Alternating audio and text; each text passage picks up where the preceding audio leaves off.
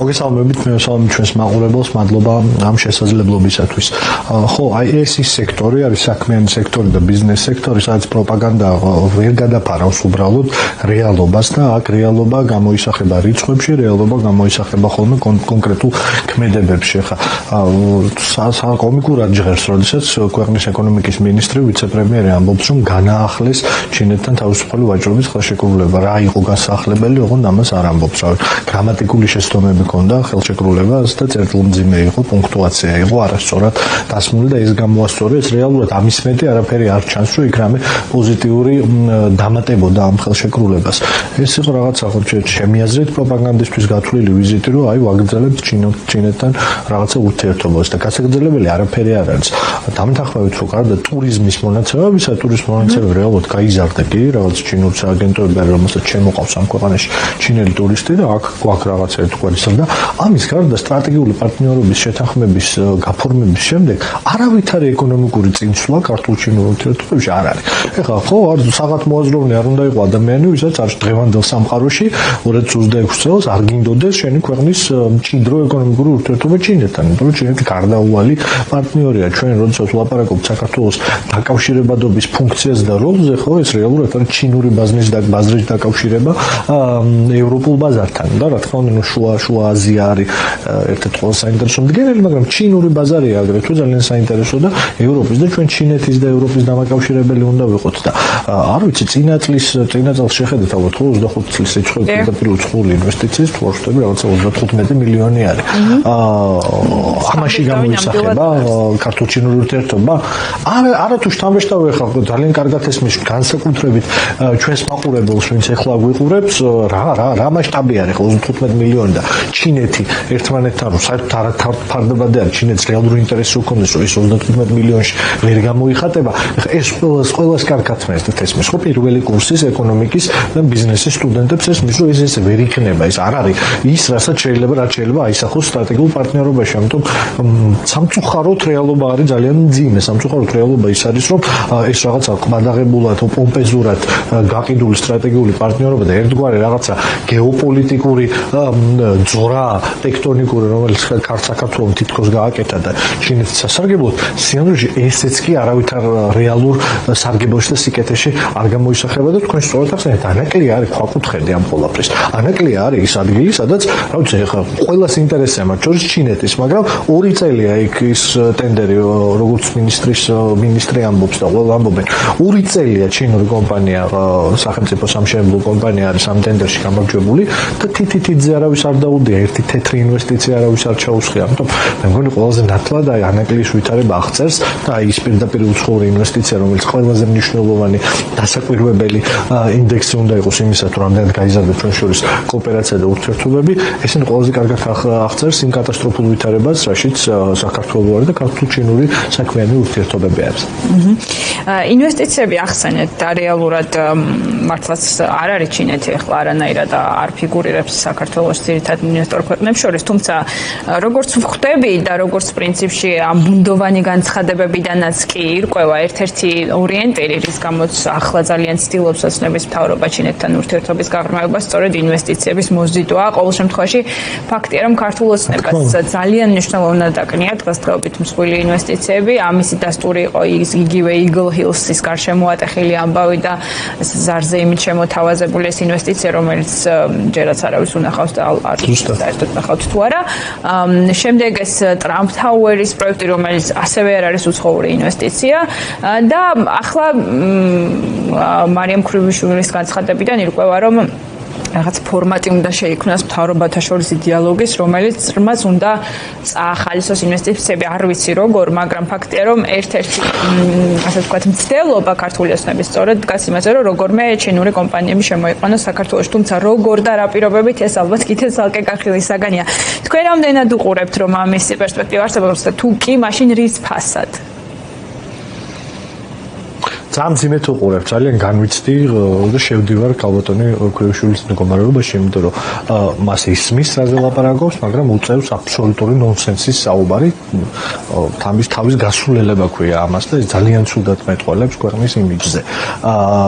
შეხედეთ, ძალიან მარტივი არის ამბავი. უცხოური ჩინური ინვესტიციის ერთ-ერთი მთავარი წერტილი კონკრეტიზაცია ჩინური ინვესტიციის იყო ანაკლის სპორტი. ანაკლის სპორტში ჩინური ინვესტიცია არ შემოდის, იქ ეს ინტერესი არ არის. მეორე მნიშვნელოვანი მდგენელი არის მაგალითად ინფრასტრუქტურულ პროექტებზე მომუშავე ჩინური კომპანიები, მათ შორის იგივე ის კომპანია, რომელიც ანაკლის სპორტის ტენდერის გამარჯვებულია და სხვა კომპანიები, რომლებიც მაგალითად რიკოთის ბოლო ეტაპებს ახორციელებდნენ თბილისი სენაკი ბათუმის დამაკავშირებელი გზის. ეს კომპანიები გადიან ამ ქვეყნიდან, იმიტომ რომ ამ კომპანიებთან მე ვისთანაც მეტნაკლებად შეხება მქონია, ყველას უნდა ისმოდეს ჩვენთან მოქალაქეებს, რომ ეს კომპანიები თავის ინვესტიციას კი არ არტებდნენ ამ ქვეყანაში.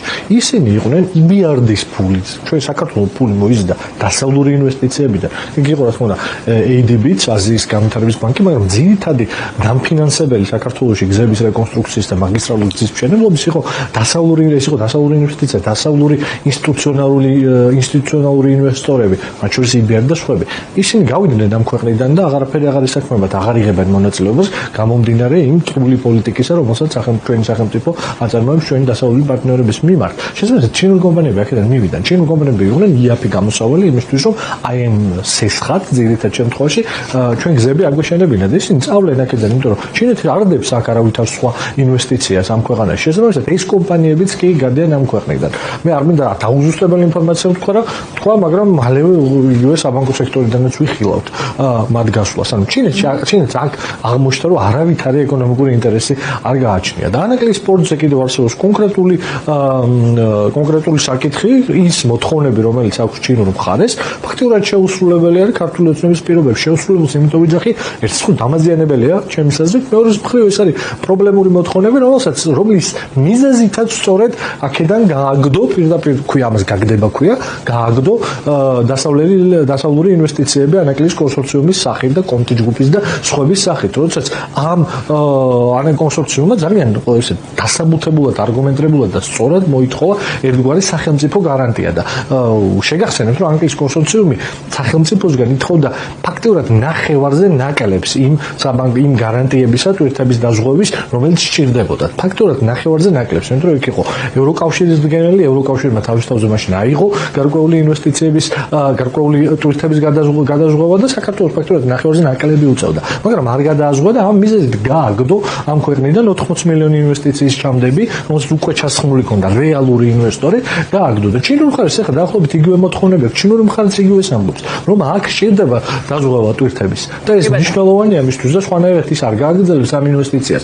რომ მას სჭირდება თურმე იქ თავისუფალი ეკონომიკური ზონა და თავისუფალი ეკონომიკური ზონა ნიშნავს, რომ საქართველოს სახელმწიფო იმ სარგებელს ანაკლის სპორტიდან უნდა ნახოს, ვერ ნახავს, იმიტომ რომ ეს იქნება დახურული ეკონომიკური ანკლავი, სადაც განსახადები არ იარსებებს. ამიტომ ეს პრობლემაა და ითხოვს იმას, რომ საქართველოს აი ამ ანაკლის სპორტში ჩინურ მხარეს კონდეს ოპციონი მაგალითად და ქართული მხარე როდესაც გაყიდვას დააპირებს მაგალითად გაყიდვა თავისი წილის, ის მხოლოდ პირველ რიგში ჩინურ კომპანიაზე იყო შეთავაზებული. რაც ასამარებს იქ დასავლური ინვესტიციას. ანუ შესაძლოა ის შემოთავაზება, რომელიც იქ მიმხრიდან მოდის, არ არის რელევანტური და არის საზიანო ქართული სახელმწიფოსთვის. ამიტომ ამით შეგვიძლია ვიმსჯელოთ ყველაფერ დანარჩენზე თუ სად არის ქართულ-ჩინური ურთიერთობები და ის ბუნდოვანება, რომლითაც ქალბატონი მინისტრი ჩამოვიდა ჩინეთთან. ხა შანხაი თბილისში შორის პირდაპირ რეისი არაფერს არ ცვლის პირდაპირ გეუბნებით. არაფერს არ ცვლის ეკონომიკურად. მაგრამ ის რომ არაფერი კონკრეტული სათქმელი არ აქვს, ხო ეხლა რაღაცა მაინც ხო შეიძლება რაღაცის მემორანდუმი ჩამოეტანა, ეს საგანგაშოა. ზუსტად ისეთივე საგანგაშოა, როგორც სწორად აღნიშნეთ, ჰიგელ ჰილსის დეველოპერული პროექტისთვის ინვესტიციის დარქმევა და ისე რა ქვია, იპოდრომის ურბანული გენოციდისთვის ტრამპის ბრენდ მარკის ყიდვა და ამერიკული ინვესტიციის დარქმევა. ეს უბრალოდ საქმიან საზოგადოებაში არ გავვათ. და არის კიდევ ერთი საინტერესო ტენდენცია, როდესაც საუბრობთ იმაზე, რომ სრულიად განხორციელდა ვაჭრობის თავისუფალი ვაჭრობის შეთანხმებაში, თუმცა არ ვიცით კონკრეტულად რას ეხება ეს ცვლილება. მეორე მხრივ სტატისტიკა არის ძალიან საინტერესო. მაგალითად, თუ გადავხედავთ შარშანდელ სტატისტიკას, ბუნებრივია, რომ ჩინეთის საგარეო სავაჭრო ბრუნვა რეალურად იმპორტის ხარჯზე იზრდება, იმიტომ რომ ბუნებრივია უფრო მეტად ჩინეთიდან იმპორტიორები ვართ, ვიდრე ექსპორტიორები და ფაქტია, რომ ექსპორტის ნაწილში ვერ ვიტყვით, რომ როგორ ავითვისეთ რამე თვალსაზრისით ეს შესაძლებლობა, იმიტომ რომ ფაქტია, რომ ვერა და რაც მთავარია 2025 წელს თუ ვთქვათ ჩვენი ექსპორტი მაგალითად გაიზარდა დაახლოებით 8%-ით, წელს პირველ კვარტალში გვაქვს 270%-იანი ზრდა ექსპორტის და ეს ძირითადად არის ძვირფასი ლითონების და ნავთობპროდუქტების ხარჯზე. და იმ ფონზე, როდესაც ბოლო პერიოდში ასე მნიშვნელოვნად გაჩნდა ეჭვები იმ თვალსაზრისით, რომ საქართველო გახდა ეგრეთ წოდებული გამტარი რუსული ნავთობის და პლუს ამას რაღაცა ცვლილება შევიდა თავისუფალი ვაჭრობის შეთანხმებაში, რომელსაც არ გვეუბნებიან და თან ამას ემატება მხოლოდ ის განმარტება, რომ ჩვენ ცვლილება შევიტანეთ თავისუფალი ვაჭრობის შეთანხმებაში ეხლა ამჟამად გლობალურად შექმნილი ვითარებასთან ადაპტაციისთვის, იმიტომ რომ რეალურად 2018 წელს ამოქმედა ხო თავისუფალი ვაჭრობის შეთანხმება ჩინეთთან და მას მერე ძალიან ბევრი რაღაც მოხდა, მათ შორის რუსეთი გახდა ყველაზე სანქცირებული ქვეყანა და ასე შემდეგ. ეს ყველაფერი რამდენად აჩენს თქვენთვის ეჭვებს, რომ აქ თქვათ საქართველოს შესაძლოა თავისთვის წამგებიან პოზიციებს თანხმდება კვლავ ამ ვაჭრობაშიც. რა თქმა უნდა. ეხლა ისედაც ზოგადად ჩვენ მაყურებელს ძალიან კარგად ესმის, რომ სავაჭრო დეფიციტი ჩინეთთან ეს არ არის რაღაცა მხოლოდ საქართველოს დამახასიათებელი მოვლენა. ცხადია, სწორედ ამიტომ აღვნიშნე. ანას ჩინეთთან სავაჭრო დეფიციტი აქვს, ხო? სავაჭრო დეფიციტი აქვს, იმიტომ რომ ხო, ჩინეთია. ჩინეთი აწარმოებს ყველაფერს. შესაბამისად, ექსპორტი უნდა გაზრდილიყო, ეხლა ის არ დაბალანსდება, მაგრამ ექსპორტი რა თქმა უნდა გაზრდილიყო. განსაკუთრებით მაგალითად არა, თავისუფალი ვაჭრობა ერთი იყო და შემდეგ ამას დაებადა სტრატეგიული პარტნიორობა და რაღაცა ფორმის სტრატეგიული პარტნიორობა ქართულ წარმოებელს, ქართულ მეწარმეს, ქართულ ბიზნესმენს თუ არ გამოადგა, რა შეგვიძლია მაშინ ეს სტრატეგიული პარტნიორობა მარტო ჩინეთის ინტერესებს ვიცავთ, როდესაც საქმიან სფეროში, როდესაც ეკონომიკურ პროცესებში და საერთაშორისო ვაჭრობაში შემოდის ისეთი ბუნდოვანება, როგორი ბუნდოვანება ახლა ქალბატონმა მინისტრმა და აი ამ რაღაცა განახლებულმა თუ არ ვიცი ორთოგრაფ მართლწერა გასწორებულმა იმან რა ქვია საერთო ვაჭრობის თავისუფალი ვაჭრობის შეთანხმებამ გამოიწვია, რა თქმა უნდა ეს ბუნდოვანება აჩენს ეჭვებს, რომ საქართველოს საზიანოდ ხდება. როგორც საქართველოს საზიანოდ ჩამოგითვალეთ, ეხლა არის ის პირობები, რომელთაც ჩინური მხარე შეიძლება ანაკლიის პორტში შევიდეს, ხო? კონკრეტული რაღაცა ინფორმაციებით, ზუსტად ისეთივე საეჭვო არის აი ეს ბუნდოვანება. პირველი რასაც იწვევს ბუნდოვანება, ეს არის საეჭვო გარემოებები. როგორც საეჭვოც არის მაგალითად იგორ ჰილსის ხელშეკრულება. როგორც საეჭვოც არის ის, რომ არ ესაჯეროებენ ხელშეკრულებას, როდესაც არ ესაჯეროებენ ასეთი მასშტაბის ხელშეკრულებას, სადაც სახელმწიფო მიწით შედის, სახელმწიფო ამხელა რისკს იღებს, თავის თავზე კომერციულ რისკს იღებს, თავის თავზე დეველოპერულ პროექტში და ამას არ ასაჯეროებთ, რა თქმა უნდა ეს ბუნდოვანება არის. ამიტომ ეს რა თქმა უნდა აისახება აგრეთვე ჩინეთთან ურთიერთობებზე და იმ ცვლილებებზე, რომელიც არის შეტანილი ამ შეთანხმებაში და ჩვენ ვხედავთ ამის პარალელურად ძალიან მძიმე საკანონმდებლო ცვლილებებს, რომელიც პირდაპირ უთყავს ბიზნესის თავისუფლებას და პირდაპირ თქვათ, ახლა ბიზნესის თავისუფლების მიღმა უთყავს კონსტიტუციურ უფლებას. ნებისმიერი ქართველი მეწარმის ბიზნესმენის საქმიანი ადამიანის, რომ გამოხატოს თავის მოსაზრება. ეს ძალიან მძიმე ვითარება არის. ძალიან რთულ ვითარებაში ვართ ამ ქვეყანაში. როდესაც აი სწორად ახსენეთ, ხო, ის ძვირფასი ლითონები და ნავთობის აი ყულევის გადამამუშავებელი ქარხანა და ყულევის პორტი ის რაც ხდება იქ, რაღაცა კოლოსალური. რის გამო სანქციებითაც კი დაგვეუმოქრნენ ქვეყნის გატანა.